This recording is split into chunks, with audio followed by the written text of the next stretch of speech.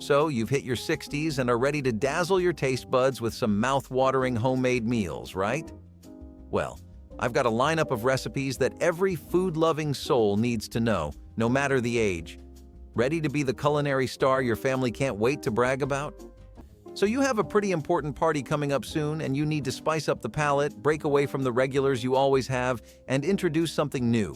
Something like shrimp scallops is actually so ideal for that because it's this really refreshing plate of seafood that leaves anybody feeling energized. You know, that's how it actually got so popular in the first place. Shrimp was such a common catch back in the day that fishermen basically lived off of it, and now you can follow suit.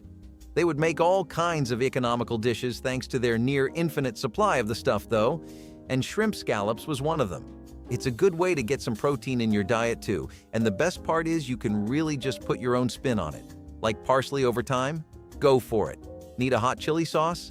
Plenty of recipes have you covered. Most traditional ones use some pantry staple herbs and seasonings and just let the flavors of the fish and scallop itself be the star of the show. But you can really experiment with how you make them and see what fits your taste buds the best. Ratatouille. A dish that interests so many, but very few know what it actually is. Where would we be without you? As far as show stealers and prize winners go, there's probably nothing that beats a plate of this. It's not really something I would say is party material, but more so, an intimate one-on-one premium dining experience.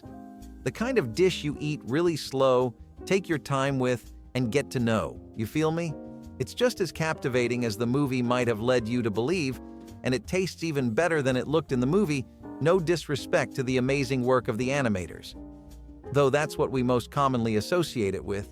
But like I said, a lot of people don't really know what they're signing up for when they excitedly order a plate of ratatouille, and giving you that idea is what I'm here for. Think of it like an all-you-can-eat, concentrated, dense swirl of herbs, vegetables, and peppers. I'm talking tomatoes, zucchini, fennel, chives, parsley, thyme, oregano, eggplant, yellow peppers, bell peppers, and everything else you can name. There's a reason it looks so colorful, and that directly comes from the ingredients. If you're looking to expand your culinary horizons, then this is definitely something you should try once in a while from a reputable place. Maybe you're not really an all-in person when it comes to fish or vegetables solely on their own, and that's completely fine. A middle ground is often some of the best food you can have. Stuff like one-pan salmon and vegetables are really good dishes because they offer that perfect compromise and harmony between both of those extremes of the spectrum, letting you have a bit more of a varied experience rather than just one kind of flavor throughout. Although that's not really what you would get with something like ratatouille, you might be tired of the whole shrimp and scallop shtick after the 5th or 7th bite. Here, you don't get that problem. Had enough of the salmon? You can dive right back into your vegetables. Not really feeling those greens today? Ration your plate how you see fit. That's the entire idea with things that usually incorporate two different types of food. Rice and curry, fries and fried chicken, you've seen it time and time again.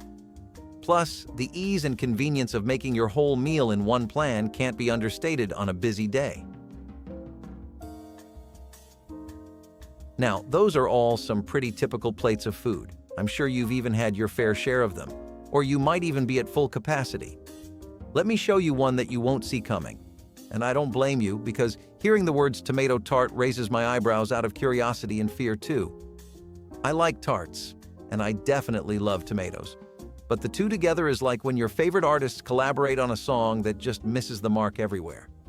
Or at least that's where anyone's imagination would naturally lead.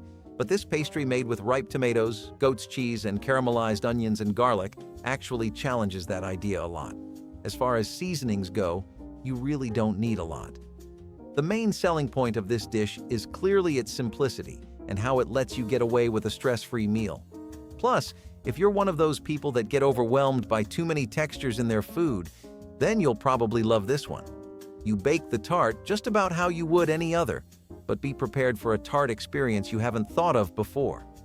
As you can probably imagine, such an experimentative idea was first brought to America thanks to the French, as so many things with a bit of flair and a penchant for exploring uncharted territory in cooking tend to come from the French-American communities that shaped our cuisine so much. So berry chicken salad is a pretty modern twist that even your tradition-favoring grandma would love. I mean, we've all heard them go off about how people today just can't cook like they used to, right? Give them this and see if they don't change their mind. Berry chicken salad has some pretty contemporary ideas because it's both experimental and it's fusion food, which is a trend that keeps popping up every few years in America especially, continuously giving us new train wrecks and masterpieces. This used to just be a traditional chicken salad, but people only started adding berries recently because more and more people are starting to favor lunches and dishes that are organic, simple, and lighter. All that health consciousness is finally paying off. Though I gotta ask, while I'm sure there's a strong audience for that, do you all really not mind the berries mixed with the chicken? Superfoods are one thing, but I can't handle my plate not working together like that. Which is also kind of why a lot of people, myself included, love dishes like Anything Goes quiche. Do you think that's a weird name for a dish? Well, you gotta hear its entire backstory first. The whole premise of this recipe is that as long as you have eggs, cream, and salt in your quiche as main ingredients, anything honestly goes. I'm talking cooked ham or bacon up to sautéed peppers and broccoli or mushrooms with feta cheese. If it's a combination you can dream, this quiche is willing to invest in your vision. This dish is a part of so many trends that also gave birth to things like the berry chicken salad, namely, fusion food that takes dishes in entirely new directions they haven't been before. It's extremely refreshing, but the reason we got this dish in the first place wasn't some wacky new trend, though that's definitely the kind of stuff it's grown into. It started because a lot of ingredients were becoming rare and expensive, so it was more uncommon for homes to have them. As a result, you have things like this which make use of anything that's available.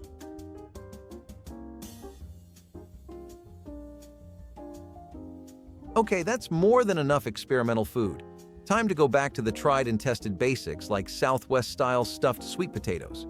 These are just as nice as they sound, and all that the term Southwest style really implies is that they have a bit of a spicy kick to them thanks to the seasonings used. This dish is also, as the name implies, really popular in the South and Southwest, especially because of how beloved potatoes became there. Things like the Depression and recent inflation after the 2000s have only solidified that fact, but the South has always had an extreme appreciation for all things potato, and it's never really been shy to show it. You take a big plate of these to any potluck, neighborhood barbecue, or whatever else, and you'll easily be the star of the show and definitely invited to the next one too. It's like buying social capital, really. I think the power of comfort food is something beautiful, isn't it? Somebody brings some along or gets known for it, and suddenly, the person becomes comforting too. Okay, so next we have Italian stuffed peppers, which are so much more than you can think of. Typically, stuffed peppers are just stuffed with some kind of spicy fillings or an appealing combination of herbs, right? This one's filled with all kinds of things like ground meat, rice, tomato sauce, and it can even switch it up and use vegetables. The peppers are honestly just used like a shill because they're first hollowed out completely and then baked, but the end result is to die for. The meat works so well with the pepper as a case, and depending on what you use for fillings, you can have some extremely versatile peppers with different fillings, or you can go back to this dish again and again and switch up the flow each time and get a new taste. Though the first idea would take a lot of work, it would definitely make you the most memorable person at the party. I mean, seriously, multi-stuffing peppers? Leave it to Italian Americans to always do just enough to keep things new, but never too much. Hey, maybe sometimes you don't need to do anything new with your food, but your water. If that sounds like your conundrum, then try making some rosemary citrus water.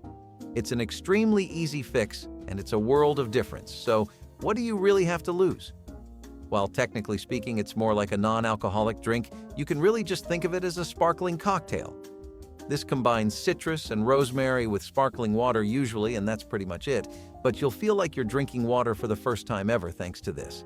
It's a great way to add some easy flavor to your drink and boost the hydration aspect of it at the same time, which is why a lot of people have kept this in their rotation. Though some have also criticized it as being overly health conscious and essentially just a feel-good drink, I say anything that makes you drink a cup or two above your daily average is more than worth it.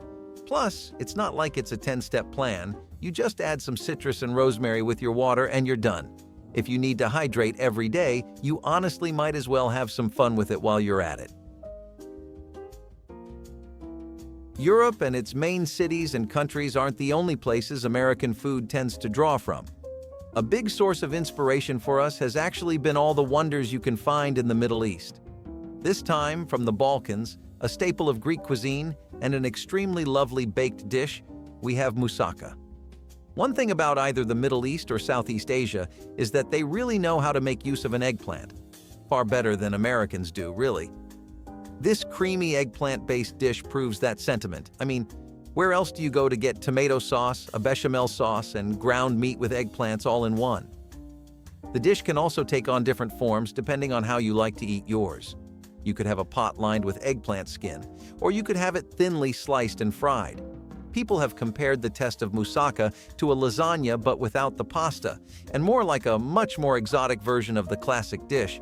But a lot of people think the sauce is the main player and is what really brings out the shine in this one. Try it for yourself, and let me know how you like it in the comments, or if you've already had it, share your experience. I'm pretty curious what this is like too.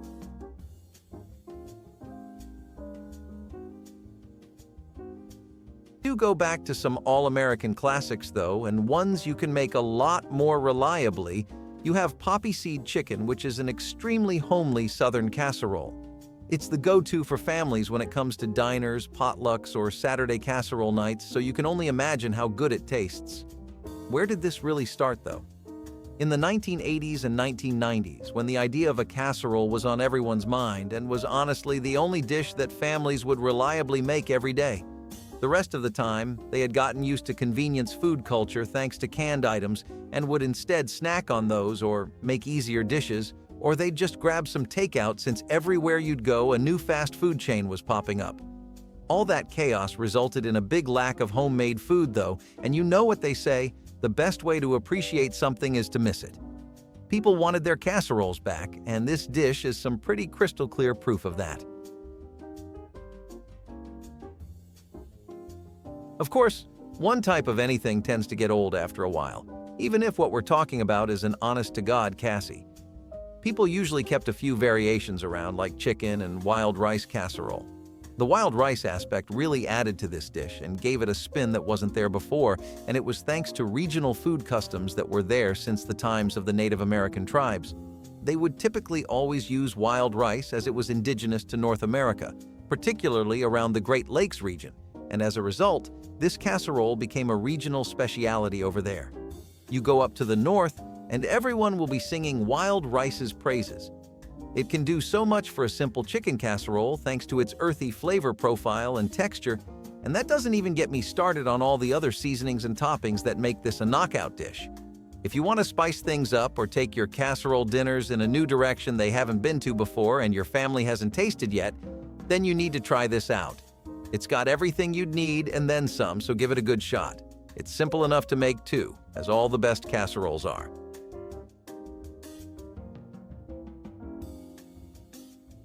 Chocolate lasagna is also an all-American classic. Leave it to us to invent things that the original culture considers blasphemy, but oddly enough works strangely well here, even if only at niche levels. While there's not an overwhelming majority that'll vouch for this, if you entertain the idea for a bit, you'll see where the group that does love it is coming from. You gotta think of this as a dessert and not a main course, although it'll definitely leave you as full as one. I know the term lasagna has some pretty savory associations, but this dish is entirely a dessert that boomed in popularity during the start of the 2000s.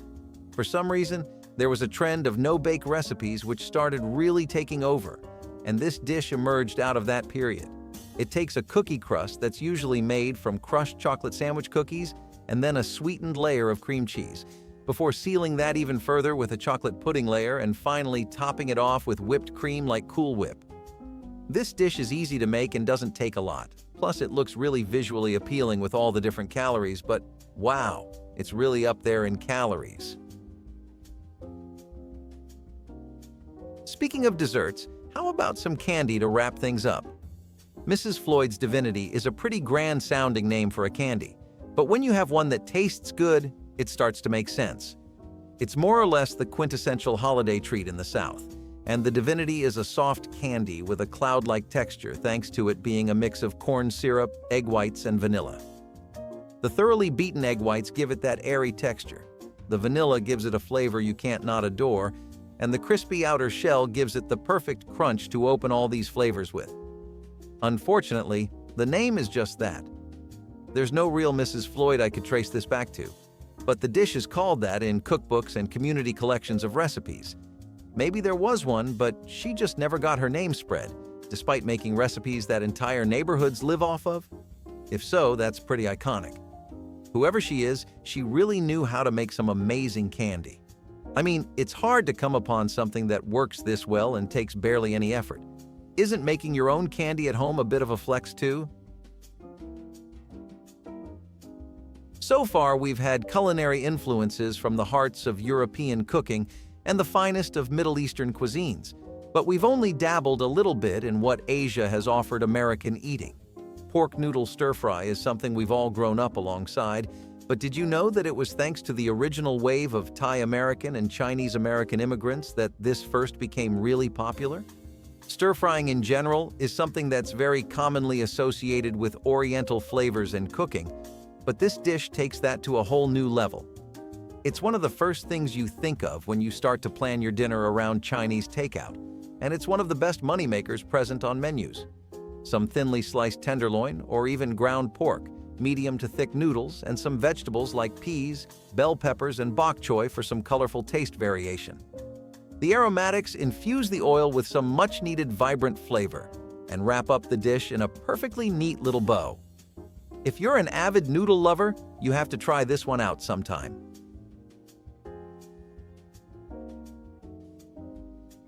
Sweet potato and peanut curry is actually a mix of two cultures you'd never thought would interact, namely West African and Thai styles of cooking. It's so nice how food genuinely brings people together, isn't it? You might be wondering how they mix together, and I got you.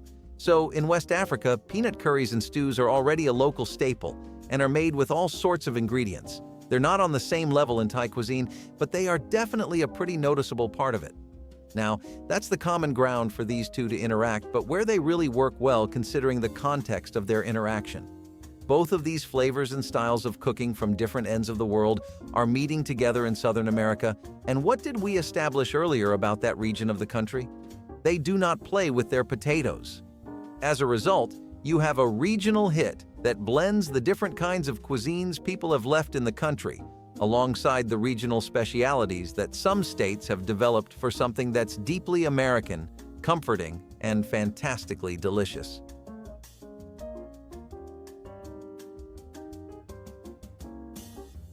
Sausage and kale minestrone is a really lovely soup that takes the best of Italian minestrones and combines it with some earthy kale, sausages, and greens to make it a soup that'll only ever make your winters go up from here on out. You need to make sure you're using Italian sausages, though. After all, you need to stay true to form.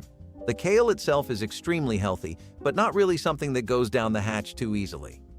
You'll change your mind after this dish, but usually people find the idea of good-tasting kale to be much more of an incentive to make this dish. A way to get a superfood that doesn't make you feel like you're swallowing the worst painkiller medication to exist is definitely something to cherish in your life. If you really want to up that comfort food factor, you can put in some diced vegetables and pasta, and then you'll have something with lasagna soup elements but also more nutrition than you probably signed up for in a long while.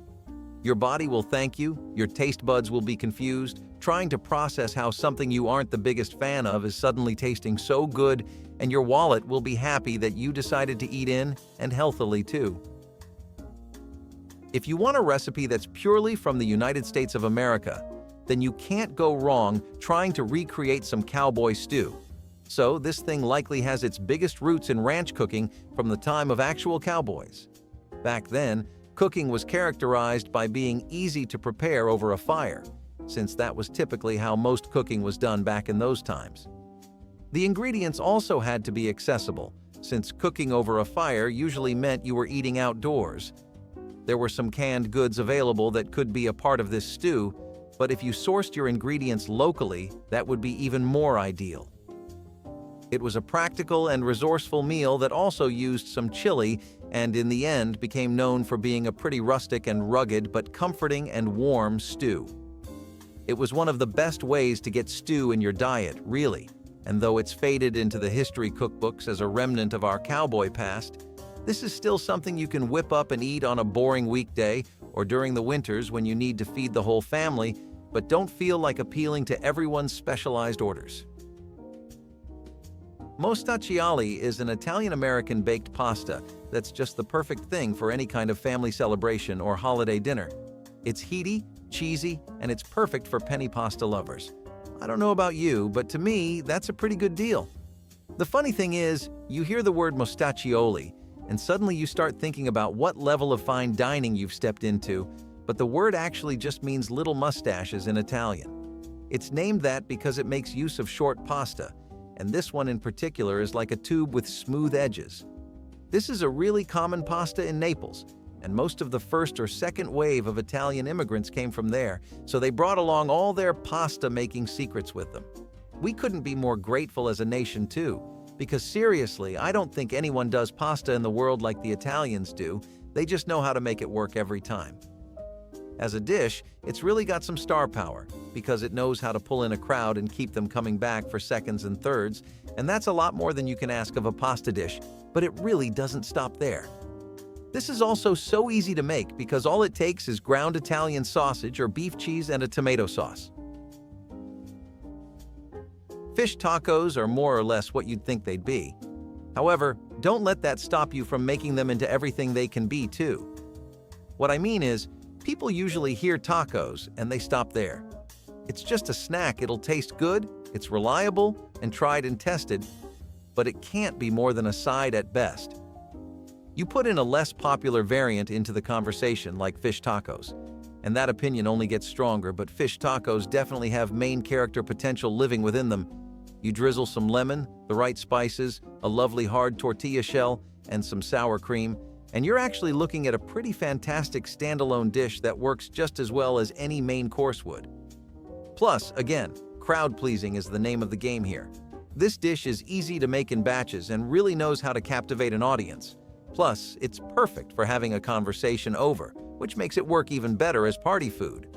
Also, for a dish that tastes this good, this is awfully affordable too, and who doesn't like a cheap thrill? Cornflake chicken is just as good for saving your dinner as anything else on this list, but probably even more palatable to the average American tastes. The flavor profile here is made up of a crunchy coating from crushed cornflakes, paprika, onion powder, sometimes herbs like oregano, and bone in skinless chicken or chicken tenders, depending on whether you prefer boneless chicken. Some egg wash and buttermilk as a binding agent so that the cornflakes stick to the chicken easier is much needed too, but after that, you're pretty much set. The savory chicken works so well with the cornflour coating, which kind of gives off fried chicken vibes, but not really, making it infinitely healthier and just as tasty. If you want a fried chicken-like item on your menu for a dinner party that doesn't bloat up everyone there, you need to try this out. For an extra flavor boost, try adding some garlic powder or cayenne pepper if you like a little heat. You can also swap out buttermilk with Greek yogurt for a Tangier flavor. Bake at 400 Fahrenheit until golden brown, around 25 to 30 minutes, and make sure to flip halfway through for that even crisp. This dish is great for reheating too, so you can prepare a big batch and enjoy it for a few days. Serve it with a side of coleslaw or a tangy dipping sauce, and you've got a classic comfort dish without the fryer guilt break time. Things to make for yourself or your family and still impress them with how you can even make a boring soup taste amazing is ground turkey vegetable soup. So, before I get into the ground turkey aspect, let's set the stage a little with some backstory on how vegetable soup evolved throughout American history. So, this started gaining a lot more favor with the general public during the recession and when the Depression-era cooking was really just the norm everywhere.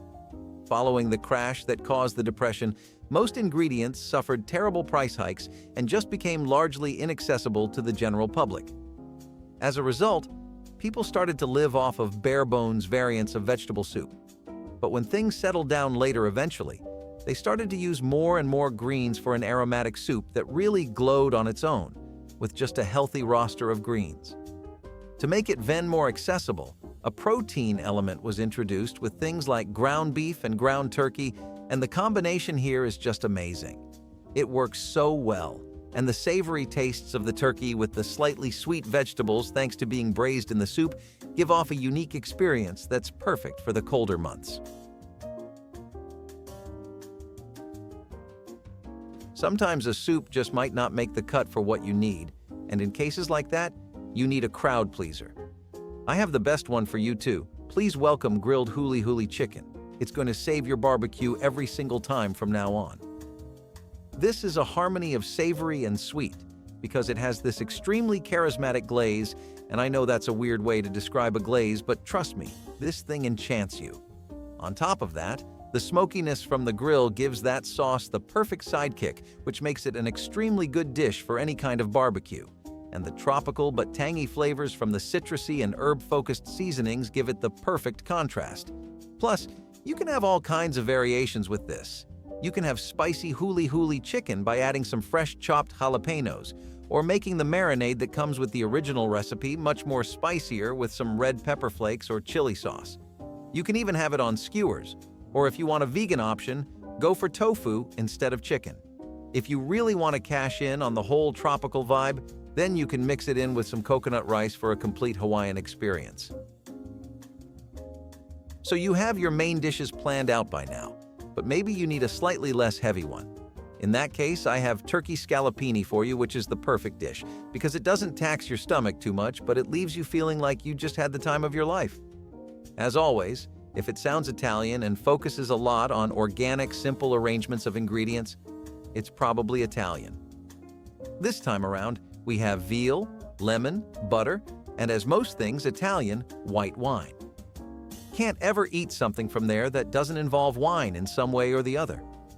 It's been adopted in various ways, and now people use chicken instead of turkey too, but all in all, this is still a dish worth keeping in your arsenal. Don't let the wine factor intimidate you. The star of this show, the sauce, is actually pretty easy to make. It's just some lemon juice, a bit of butter, capers mixed in with herbs like rosemary and thyme. Then, to top it off with some extra seasoning, you have your garlic and some shallots, and of course, to wrap it all up, you add the white wine. You just need to slice the turkey breast thinly because a big part of Italian cooking is a lot of attention to details when it comes to the textures in the dish. They have to be just right, and I get where they're coming from, honestly. Too many dishes that taste good but feel awful to eat, you know?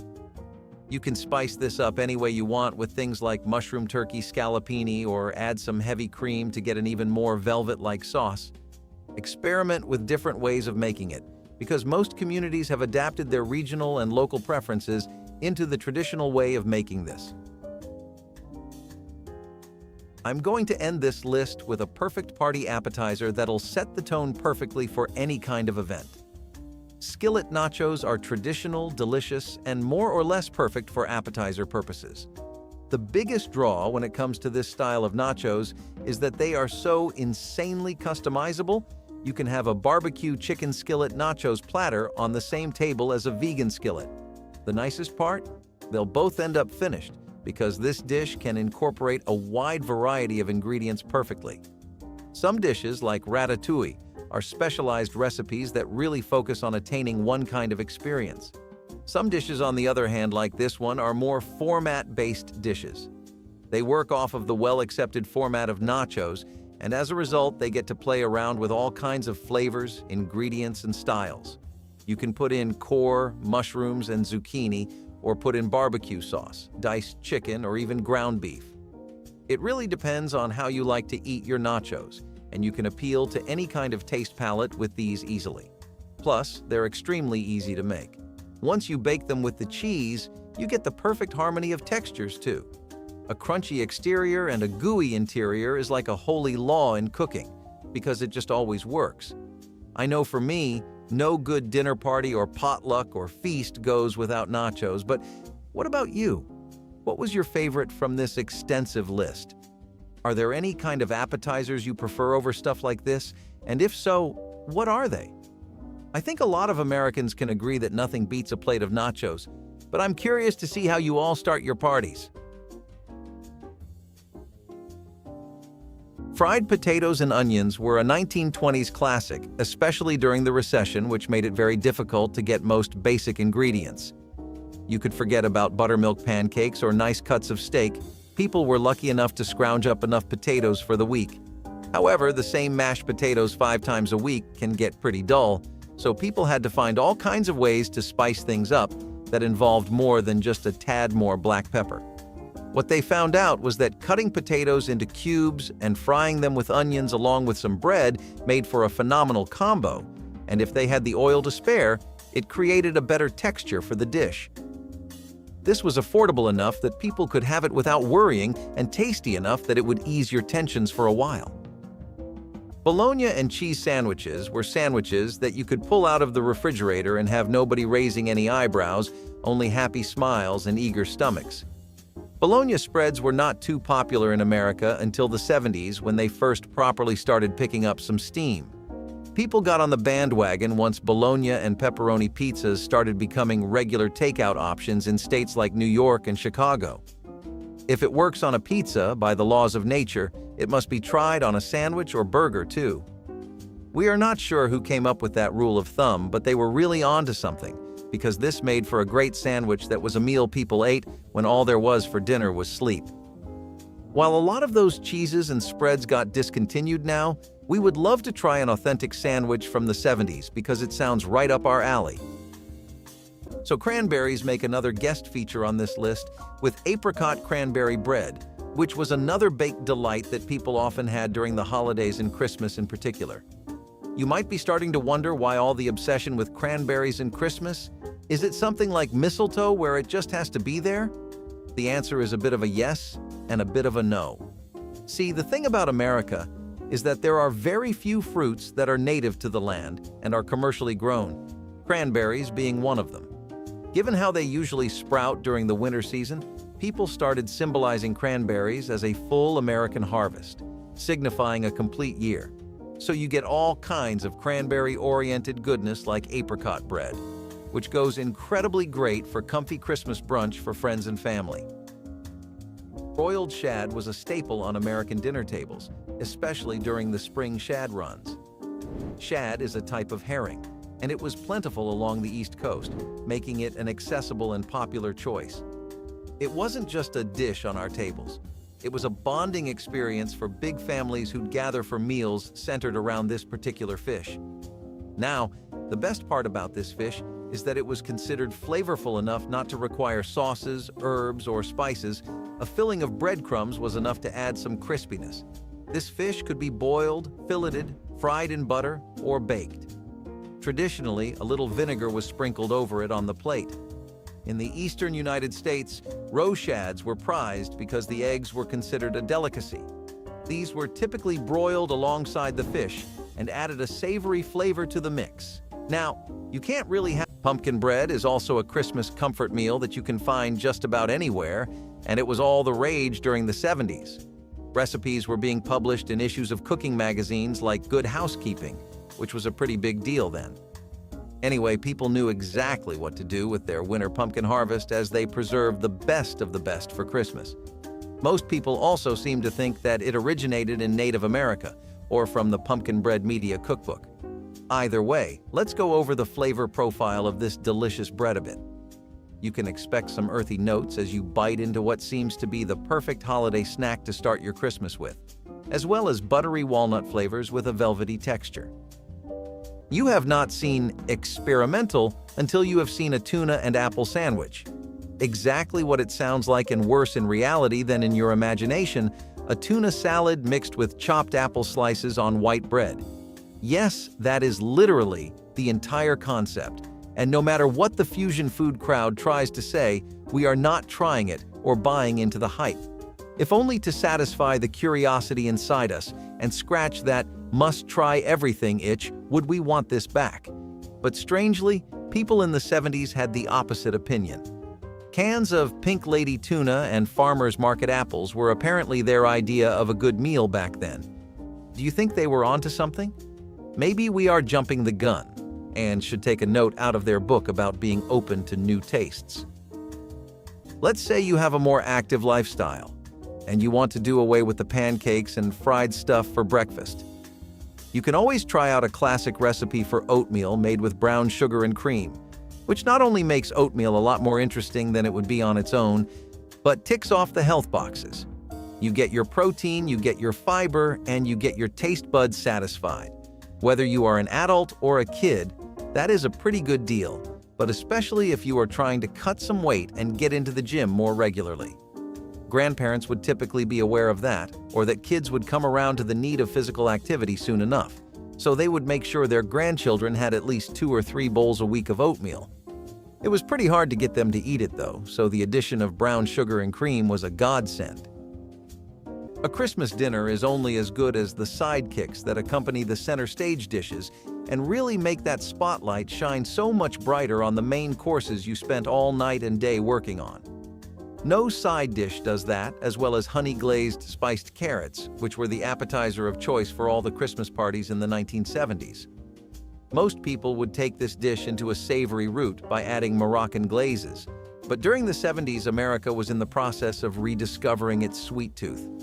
One of the things that helped along the way was this perfect honey glaze, and it brought out a side of carrots that nobody ever knew existed. They just were not familiar with the game of a good honey-glazed carrot, especially if you put it next to some oranges and served it with maple sauce. Love it or hate it, there's no denying that haggis is a unique and iconic dish. So, what does this dish consist of, you may ask? Well, this Scottish dish is made from sheep's heart, liver, and lungs, mixed with oats and spices, and cooked in a sheep's stomach. Yes, you heard that right. Robert Burns' poem, Address to a Haggis of 1786, made this meal Scotland's very own national dish and a literary classic. It is traditionally served with turnips and potatoes. Back in the day, haggis was popular everywhere around the globe, but it's limited to only Scotland now. While haggis might not be everyone's cup of tea, it's definitely a dish worth trying at least once. So let's get back into some really good breakfast options with sausages and scrambled eggs, which you might have grown up seeing not just humans eat, but cartoon characters, people in movies, and in magazines and ads. There is a good reason for that, and it is because sausages and scrambled eggs were the perfect working-class breakfast. It took very little time to make while you would get ready for your shift, and it took even less time to eat.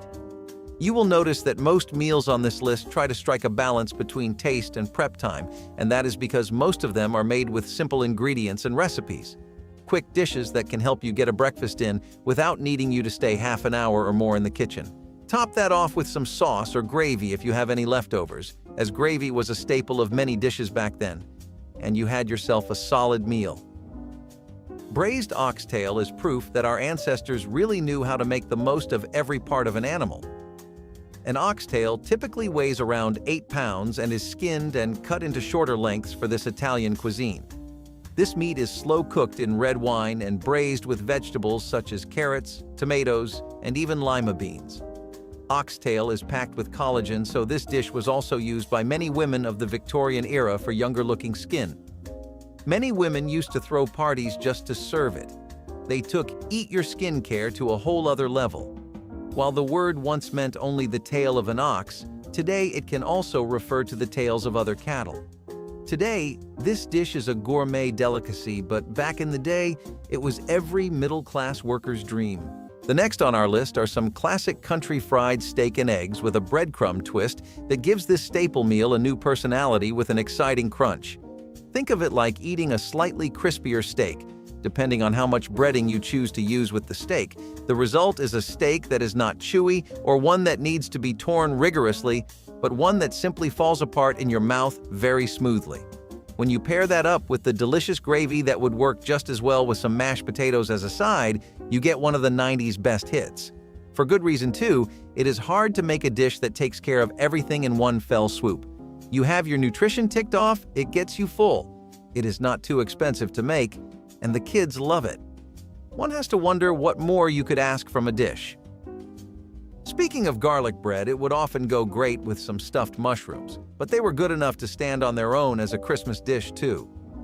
During Christmas parties and get-togethers, it was really common for families from all sorts of economic backgrounds to wild out and go heavy with the preparation. They would often include all kinds of dishes and make sure that entire snack bars, dessert bars, and tables were filled with all kinds of stuff. It was a common sight to see stuffed mushrooms sitting next to a fat roasted turkey and some garlic bread. The reason they work so well is because they already are infused with garlic, and sometimes even shallots. This means they work pretty well with the savory flavor that you will find in most Christmas dishes, not counting dessert. It warms you up perfectly for sweeter meals, although it is definitely more popular with adults. If you get the chance this Christmas, try out this vintage 70s classic. Sausage gravy over toasted bread is a traditional Southern breakfast that for a long time was the heart and soul of the South, especially in places like Texas. You should not confuse this with country gravy because there is a stark difference between the two. See, country gravy does not have the juicy, mouth-watering, glorious addition of animal fat involved in the process.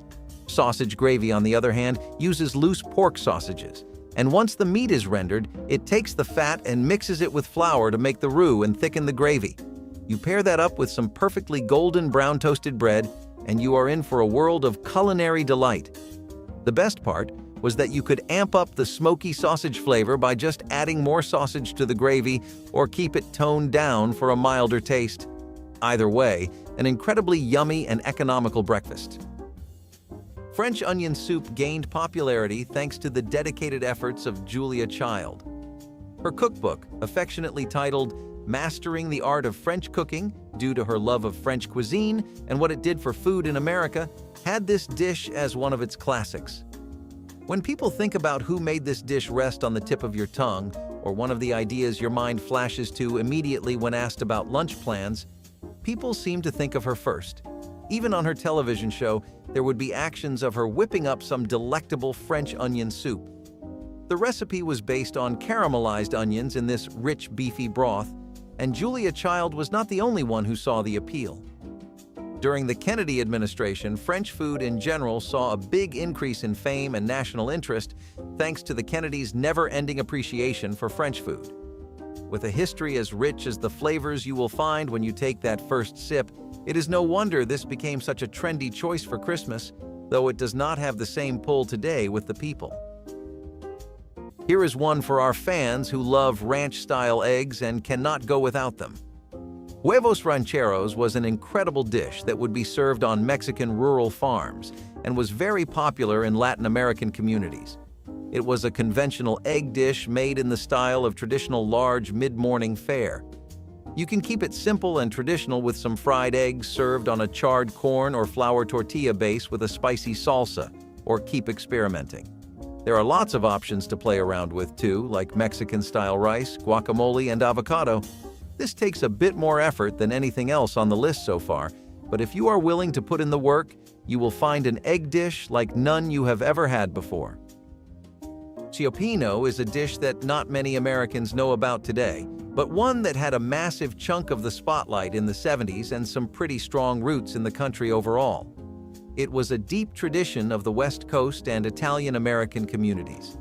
Italian fishers that would come to San Francisco in the 1800s would add their catches of the day to this tomato and wine stew, and it eventually grew into its own thing, a niche stew that quickly captivated more and more communities. Soon, restaurants hopped on the bandwagon, and by the time of the 1900s, the Pacific Northwest and beyond had taken to Cioppino pretty well. In the 1970s, Cioppino was a must-have at Christmas, especially for those looking to add a more coastal or seafood theme to their holiday meal. Olives might not make a comeback anytime soon in today's world, but they will return on the list with egg and olive sandwiches.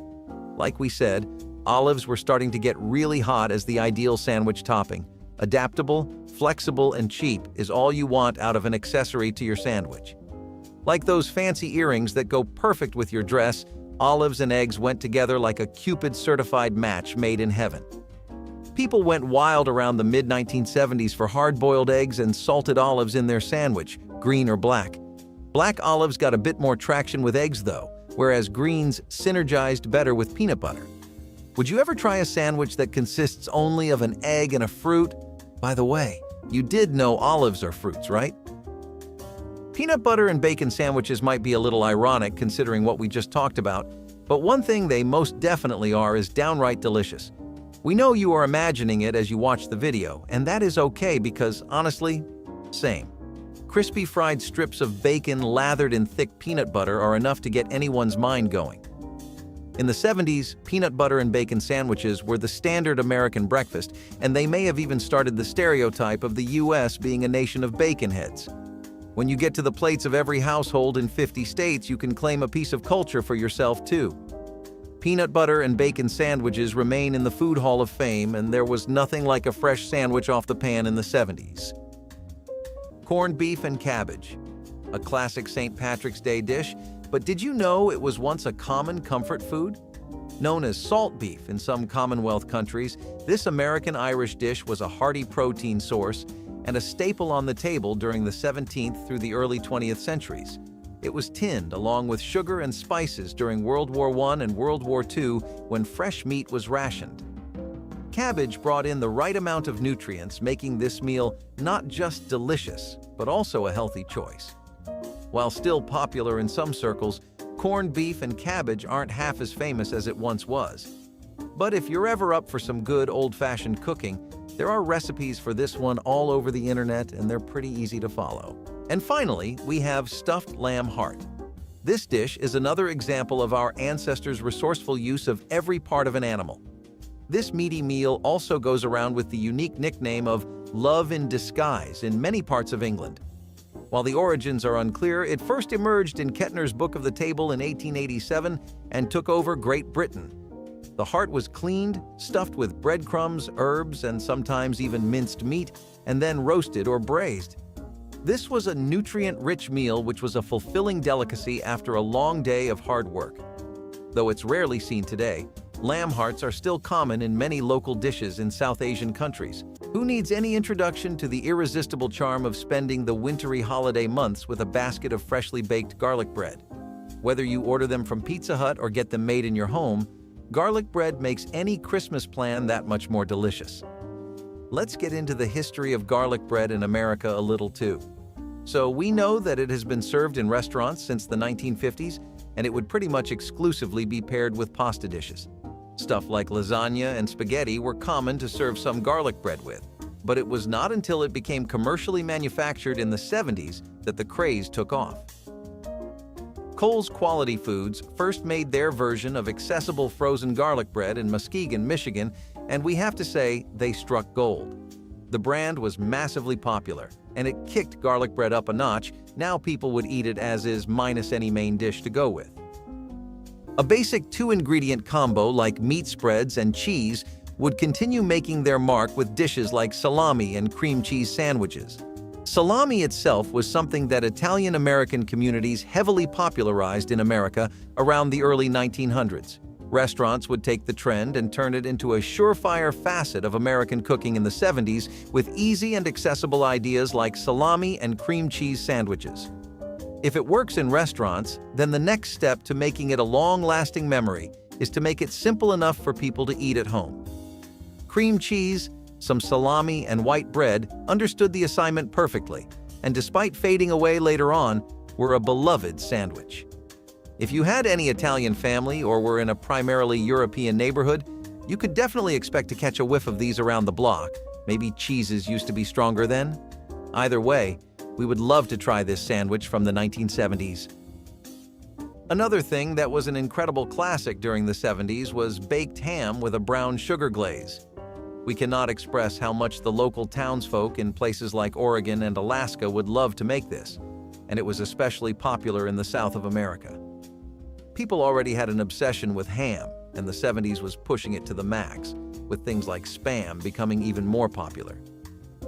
The days of baked ham were also not that far away, and retro baked ham recipes involve brown sugar glazes with maraschino cherries to add literally the sweetest cherry on top to your perfect winter dessert. Some recipes even include ginger ale, creating a sweet and savory dish that never fails to impress guests. Christmas morning coffee cake was a popular recipe to see even in magazines and cooking catalogs like Red Book, and that goes doubly true for the 1970s. Did you know that the trend is not strictly American, though? Back in the 1870s, A whole 100 years before the time we are discussing, German and Dutch immigrants started to come into America. Along with them, they brought their coffee cakes and all the traditional family recipes that had been passed on. Soon, in New York, New Jersey, and Delaware, the morning cake movement started off strong, and 100 years later, despite no one knowing its foreign history, it became a staple of Christmas culture. There was something so awfully warm and cozy about starting off a Christmas morning with a perfect hot coffee cake. Besides just using traditional flour, eggs, and butter for pancakes, people back then also enjoyed making buckwheat pancakes, which were less common. These would, as the name implies, involve buckwheat being used in the cooking process, and the outcome of it was actually pretty delectable. People would love the nutty texture that these pancakes would provide, and everyone was always looking for a way to freshen up their favorite American breakfast anyway. Buckwheat pancakes with a chocolate spread or butter made for the perfect breakfast to start your day right. The extra dose of fiber kept you full and energized throughout the day. It was common to have these pancakes with a side of sausages or English muffins, and if you recreate this today, you'll find a comforting breakfast experience that you might consider keeping in your weekly rotation. First inspired by Count Pavel Alexandrovich Stroganov in the 1800s, this Russian dish made its way to Christmas dinner tables during the 1970s across all of America, and for good reason. A good crock-pot beef stroganoff can set the entire family on fire, skipping all the usual pretense conversation that tends to take place during Christmas and going right to the pigging out part. The dish itself got some serious motion in the 1950s and 60s, but it got super popular during the 70s, especially in North America.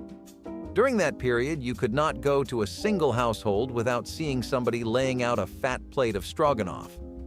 Cubes of beef are served in a rich, creamy sauce with meat stewed in mushroom soup, Worcestershire sauce, and noodles. It sounds like a dream, and it tastes like one too. If you want to get real vintage for this Christmas, you know what part of our culinary golden days to revisit. When we talk about meringue snowballs, your head might go to shaved ice with flavorings shaped into a ball, but these little balls are in a league of their own entirely. These are made out of small cookie fillings and typically look like hollow domes. A small peek at the inside reveals an entire roller coaster of flavors to make your Christmas sparkle, and we are talking about a real heavy-hitting sugar show. Stuff like lemon jelly, candied chestnut, vanilla cream, and hazelnut praline. Pretty much a Baskin-Robbins shop into a delectable snowball. These are also pretty low calorically, which makes them the perfect thing to binge on while you get your holiday cheer-up. In the 1970s, meringue was the hottest thing in town, a flamboyant dish that people would order constantly at restaurants, with over-the-top presentation and flair to add onto a dish that needed no sales pitch to get you seated. What we cannot get are chicken salad and grape sandwiches. Seriously, what was the vision here, and who signed off on it? Honestly, the most action this dish saw was when it was the weekend, and there were only leftovers and some odd assortment of fruits at home. Places like Rhode Island still had a fan base for the flavors this sandwich had, especially in early 1970s, and the highlight here really was the chicken salad. Not something you would have to enter a food coma, but definitely something you want if you are counting calories. Health-wise, this was probably the best sandwich you could get back then, when the alternatives were grease-loaded behemoths or experimental train wrecks. Most of the lovers of chicken salad and grape sandwiches dwindled a lot over the years, and now it is just a memory. We're back to the basics with this one as boiled mutton. Who doesn't love some boiled mutton? This dish exists in almost every part of the world, with every culture having its own unique variation. The mutton was often placed in a large pot with root vegetables like carrots, turnips, and potatoes, slow-cooked until the meat fell apart and the vegetables were tender. This dish was the perfect meal to warm your insides on a cold winter day. Boiled mutton emerged as a common meal in medieval Europe, especially for the lower classes where it was cooked only using meat and water. Now, this one is slowly becoming more and more outdated as people usually go for more flavorful meats. But with the rise of Chinese hot pots, instant boiled mutton might just make a comeback. Despite how they have become known as Christmas meatballs, they actually consist more of pudding than anything else. Never thought a food could catfish, but here we are. Anyway, This is a pretty standard Christmas dish to go for. Things like this are always there for dessert or whenever you would visit your grandma for Christmas, but the idea of making them actual meatballs started blooming in the 70s and is probably why we have actual protein-filled Christmas snacks instead of pudding now. It seems that people realized you could make a turkey meatball just as good as any plum or figgy pudding and went with it. Not sure if they knew they were creating a trend that would sweep every household in the vicinity. Breakfast burritos are something that we still have regularly in today's modern world, and the trend has continued steadily, despite being introduced all the way back in the 1970s in New Mexico. You go south enough, you will only see bacon and eggs, whereas the opposite end has its fair share of tortilla-based goodness. New Mexico was a state where American, Mexican, and Latin cultures met and melted together in one pot, and we got things like the breakfast burrito out of it. Bacon, eggs, and vegetables in a tortilla with salsa poured over or served on the side as a dip was one of the best parts about being alive in the 70s, back when they didn't hold back on the spice. Buttermilk pancakes were a great alternative to buckwheat pancakes if you got tired of those, and this is for all the people that love having a much sweeter kick to start their day with.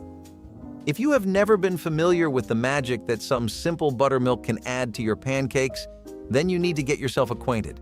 Grandpas in the 90s would often specifically look for buttermilk in stores, and housewives would have it tacked onto the grocery list despite it costing a little bit more than your more basic ingredients. Especially if it was a guarantee that the grandkids and family were coming over this week, then you could not avoid splurging a little more on stuff like this. Whether it is the 90s or the 2020s, nothing beats pancakes made straight from your grandparents' hand, and that goes triple for buttermilk ones. Pigs in a blanket have long been a staple of Christmas breakfasts, lunches, and dinners alike, especially for parties and neighborhood feasts, and it makes a lot of sense when you think about how well they work as a snack. Food that helps a conversation flow better as both of you chat and munch works amazing for holiday celebrations, and nothing fits that bill quite like pigs in a blanket do. They've been a sight at many snack bars, but the very first time America saw the recipe for pigs in a blanket was in the Cooking for Kids cookbook that Betty Crocker wrote in 1957.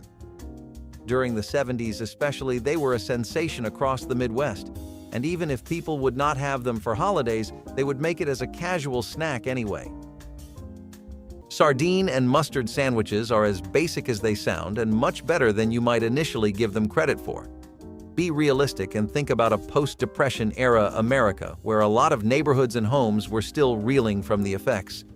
Dollars could buy a bit more and went back to their usual strength, but everything was a bit touch and go for a while, and dishes like sardine and mustard sandwiches were the cure. Even more attractive than the taste was the price of this beauty, because for about $1.50 you had yourself a solid meal. Many labor workers, like your friendly neighborhood forklift or dock workers, might remember eating these during their lunch breaks. People would usually spice it up with other vegetables, toppings, and peppers to make a proper feast out of a cheap thrill. And we would like to join the fun too. The 70s were all about their fondue bars, fondue sections at menus, restaurants that specialized in it, and the infamous American fondue parties that took over the nation. Most homes had ceramic pots that were electric and came with 6 or 8 forks, and this was all for fondue preparation, as when Christmas rolled around, the last person you wanted to be was someone with no fondue in their home. Even in the Black Friday sales after Thanksgiving, people would go insane for those pots. Fondue was already getting a lot of traction in the 60s, but it peaked in popularity during the 70s thanks to it becoming sort of a dessert hobby for people to engage in. Kind of like how today we go out for hot pot as a social outing as well as a dinner experience, people would go out for fondue, trying it from different places and picking out their favorites. So we all have not had a Christmas go by without some kind of stuffing there, especially if it was roasted turkey with stuffing. The trend started somewhere in the 1860s when Thanksgiving became more and more popular, and as a result, people started to have annual dinners more often. Soon, they began serving stuffed roasted turkeys to accommodate large gatherings, a tradition that carried over to Christmas. Back in those days, it was a lot harder for your family to just up and leave post-dinner. If people were coming, then they would be spending the holiday season together, and that is why people opted for these big meals that could serve up an entire family. There was nothing that did that quite like a roasted turkey with a nice stuffing to open up. Shrimp cocktail similarly got its big break during the 70s, when people would start to have it in bars or as a drink to wash off all the Christmas food. Alongside stroganoff and onion soup, it is one of the Christmas dishes from the 70s that has made a bit of a comeback, even if it is still far away from its golden days when everybody had a serving of shrimp cocktail.